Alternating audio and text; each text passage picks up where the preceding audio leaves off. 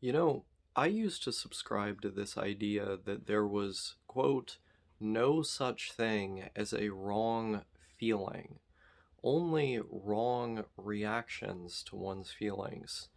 But as the days go by, I question this heuristic more and more and more because it's seemingly undeniable to me the more I see these people talk that some people just are wrong in their emotional reactions.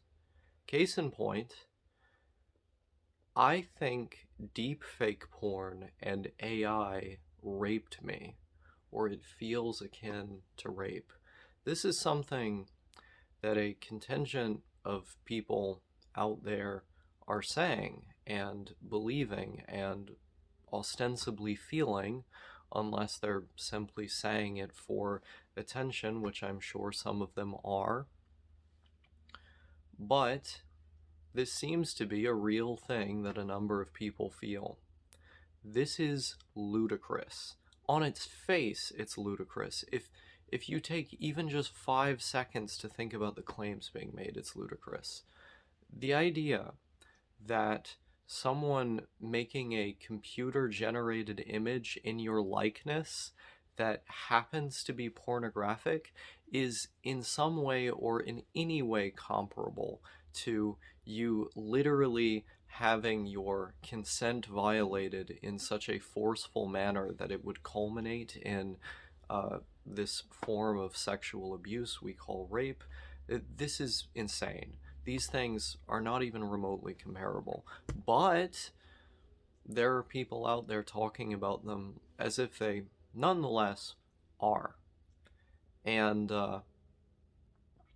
this has had me question a number of things, like a big leap for me in progress years ago. I'm talking like early teens, was being able to acknowledge that people feel a lot of things in reaction to the things that we do and say, and that it's generally better to contort our reactions, or contort our actions around the reactions of those that we care about as a way of like keeping the peace. I made an ultimatum to myself to never say that people were wrong in how they felt when they reacted to things that I did or said. I made an ultimatum to myself that I would not talk about my intentions as though they were excuses or my motives as though they were excuses.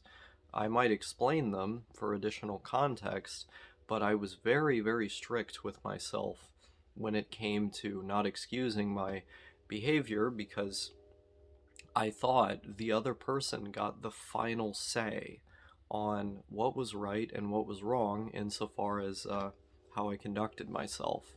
And I wanted to contort myself around that and to have the standards that I set for myself, at least in their presence, be centered around that.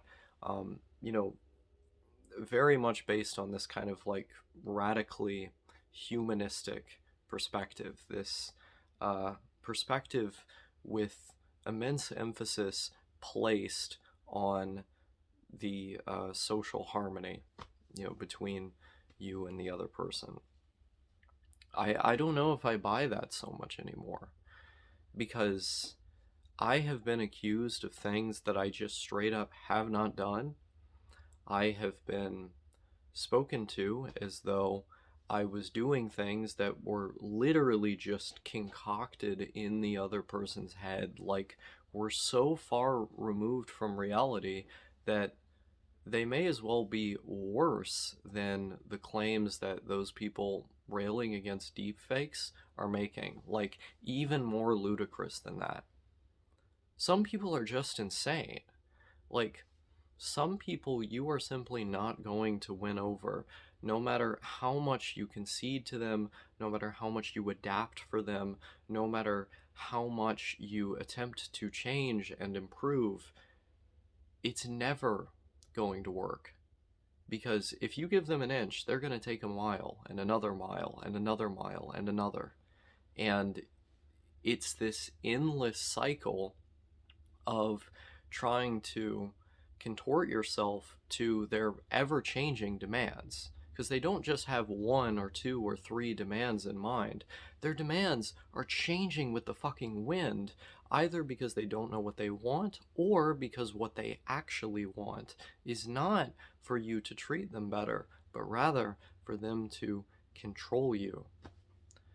And I I feel like I radically overcorrected in this department because I saw myself getting taken advantage of by certain people due to this moral philosophy that I had.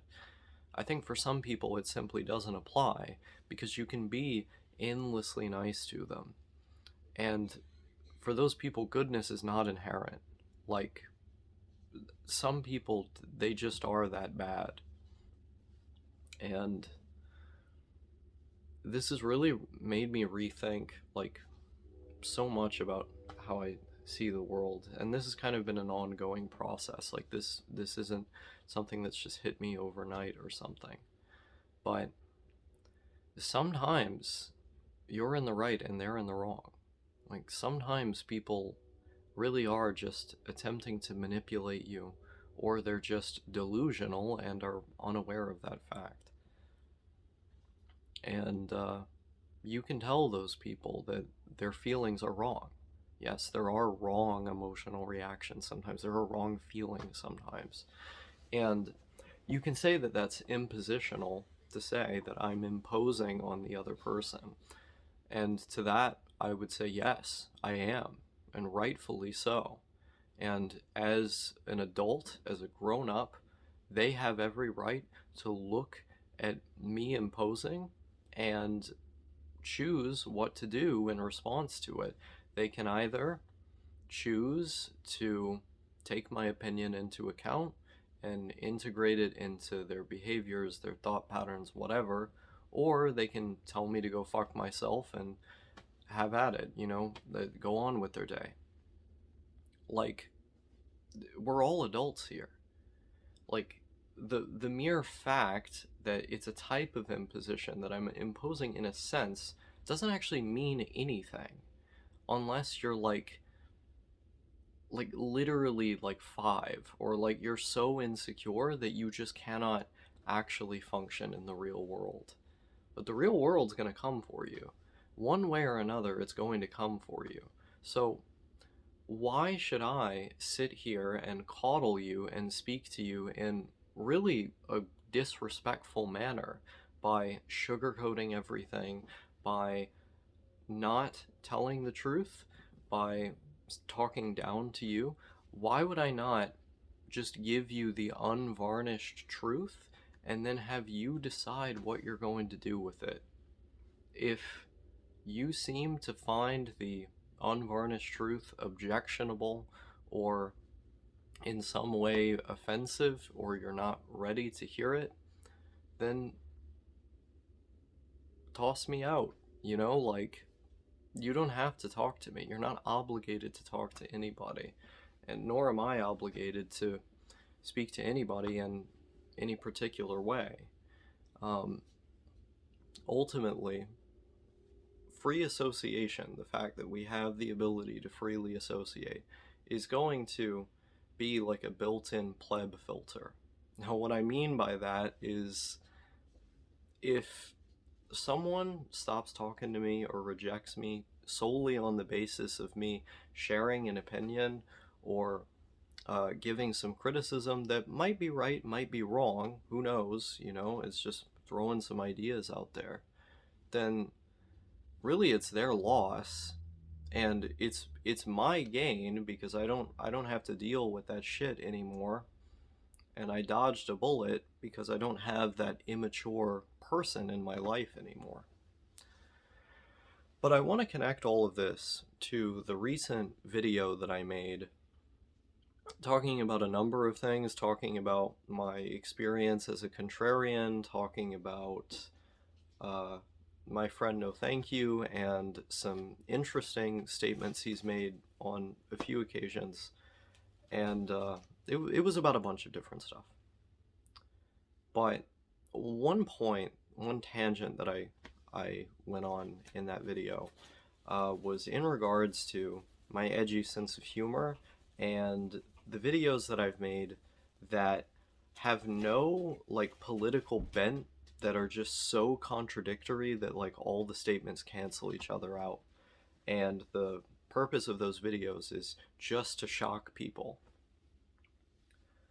I think when I went on the apology tour for those videos, and I said that the rhetoric that I was using was irresponsible, and that I didn't want people to come into my audience who actually held beliefs that were at least similar to that. I didn't want those people watching my videos. I think those were all some pretty valid points that I was making. I don't take back the apology that I made, but I do take issue with a specific framing of all of this that I engaged in, that was in no doubt influenced by someone I was talking to who uh, had a more extreme stance in this direction on from this line of critique. There was something I said where I said, the joke is that I'm the joke. The joke is that I am playing a fool. The character that I am playing is a fool with the intention of critiquing, mocking, or demeaning the people who would actually say things that resemble the things that I'm saying here in these satirical videos. But upon further reflection, I think it's fair to say that I wasn't the joke there. You're the joke. Anyone getting upset at those videos, anyone saying that this was a problematic use of language and they're going to get outraged about that, you are the joke.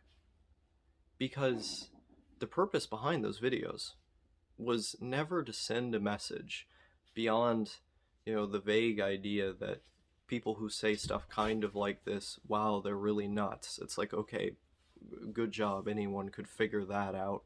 But the idea that someone would go get up in arms about stuff that really doesn't pertain to them. I'm not speaking to them directly. I'm not doing anything right in front of them. I'm merely making a YouTube video that happens to use some offensive language and waves a prop around that happens to look like a realistic firearm in that, specific example. This is not offensive. Like, to any reasonable person, this would not be offensive, but it is to a lot of people. And my hope in producing something like that, and I failed to articulate this up until now, was to get you to question why you even feel bothered by that in the first place. Because the statements are absurd. There is no human being on earth that thinks the things that are in that video. There are people who think things kind of like it, but that's only because I just mashed a bunch of positions together to create something so incoherent that no one would believe it. If that's upsetting to you, ask yourself why. Take a moment and ask yourself why. And I think if you don't end up leaving that train of thought with some interesting conclusions or perhaps criticisms of yourself, then the joke is on you. Like, I'm not feeling bad at the end of the day after producing something like that. I'm going to get a laugh out of it. I'm going to, you know, enjoy myself for having made a funny video. And then there's going to be a bunch of people who are pissed off. And I'm going to laugh at those guys too. It doesn't affect me that you're pissed off. Not in the way that you'd like, at least. And so, who is it really harming besides yourself? I think that's interesting. And I would say that those reactions are an example of someone feeling wrong. That you simply feel wrong if you look at absurd parody of that nature and then go, I'm offended by that. You're not actually offended by that. I mean, I think maybe there's a tiny percentage of people, like microscopic, that have a real reaction to stuff like that. But it's performative rage. It's people performing the role of being angry. They're not actually angry. They see someone who happens to exhibit certain traits and is using language that they have been conditioned to believe you're not supposed to use, and that alone is grounds to direct their anger at that individual. Never mind the fact that it's dehumanizing, that it's immoral, that the party in question has not actually done anything besides use words. Because they stepped outside of that very narrow bubble that we all feel like we're sort of forced to be in order to be upstanding, moral, social citizens, it's angering. And it feels like an excuse to get angry at somebody because there's probably a hell of a lot of things that you want to get angry about in your daily life that, due to this obsession with these social rules, these invisible walls that we put around ourselves, this imaginary bubble that we like to live in, we can't get angry about that stuff. We can't speak our mind about this stuff. But who can we get angry at? Who can we vent our frustrations at? People who have the gall, who don't care enough to say the kind of things that I said in that video and in the way that I said them. So it becomes a scapegoat. It becomes someone you can dehumanize, or at least it's socially accepted to dehumanize, demean, and treat that person like shit. Because you do not actually care about other people. If you did, you wouldn't be doing that. But you don't. And that's the case for so many people. I would say probably most people in this world. Most people, they see that, and they're going to have a pre-programmed reaction, which is going to lead to some predetermined outcomes. They're not going to question it. They're not going to think about it. They're not going to make choices. They're going to spew out a pre-programmed command prompt, and that's their life. Most people are bad people. Most people, I think, are far more venomous than any kind of snake you might encounter in the wild. And it's for that reason that I'm, with every passing day, losing interest more and more and more in participating in a society that would even so much as produce people so venomous. I want to get away from it. I want to get away from all of it. I want to take all of that and, turn my back to it and go off and do my own thing. Because I can't help but feel like there is just such a stunning lack of empathy and maturity in this world that it's not even worth engaging with. It's just the same as those people who can't handle some criticism or, you know, some polite suggestions that may disagree with their narrative about themselves, who, suddenly take it upon themselves to shout at me and call me these offensive names and all this kind of stuff. I saw it as a positive that people like that exited my life, excommunicated from my life, because I don't have to deal with that stuff no more. And if I go off into the woods and no longer participate in society, then I don't have to deal with these guys no more either. And that's been on my mind lately. So, you are the joke. Like, I can't help but be confused and a little bit amused when I see these completely disproportionate and frankly performative reactions on the part of the people who uh, seem to be really, really invested in the narratives that society tells you to believe in and to buy into, that when you think about it for just 5 minutes, it's pretty easy to realize don't fucking matter.